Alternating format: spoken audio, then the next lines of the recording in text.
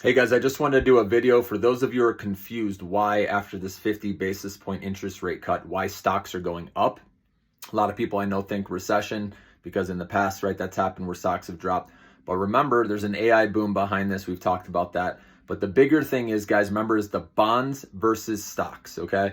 It's always, investors are always weighing the opportunity, right, of having bonds or stocks. When interest rates were going higher, right, bond yields rose.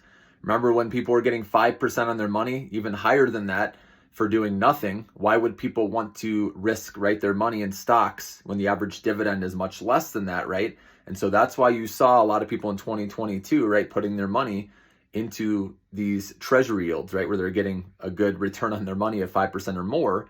Okay, but now with interest rate cuts happening, and especially with 50 basis points right off the bat, now the bond, right, the owning bonds is not as attractive, right? Obviously now with these yields going down from 5% to 3%, right? Not as attractive. And now the average dividend, you can find a lot of dividend stocks that pay higher than that.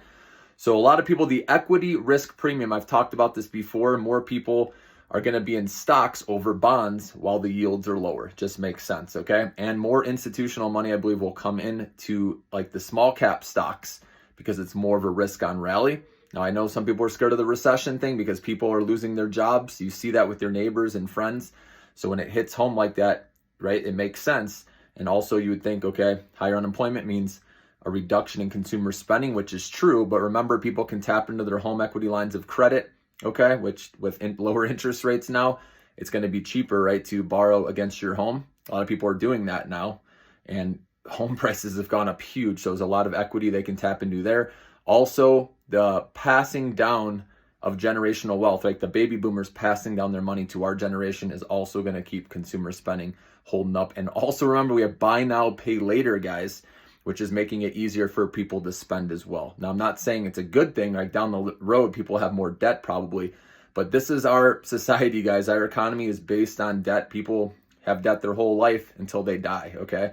So people aren't going to stop spending, especially after COVID, right? People want to live their lives and they'll deal with the consequences later. I know a lot of people are paycheck to paycheck out there, but this is an economy that thrives on taking out loans, right? Credit cards, debt. That's how it works. So I think the consumer is going to hold up, guys. And like I said, AI, remember, is helping companies improve their operations, right? They're cutting costs while increasing productivity and revenue. And that's why these stocks can continue to go higher, okay, over the long run.